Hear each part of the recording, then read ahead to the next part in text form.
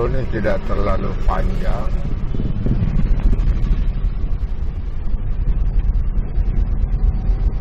Sini adalah pusat pertokoan.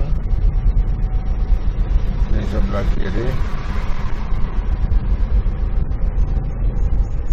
Di Jalan Seruni.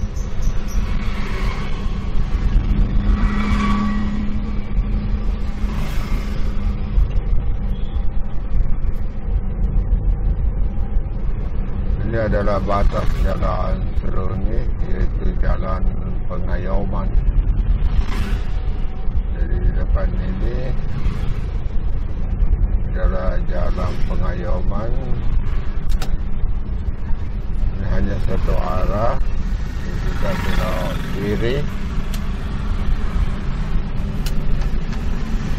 Ini adalah Jalan Pengayoman.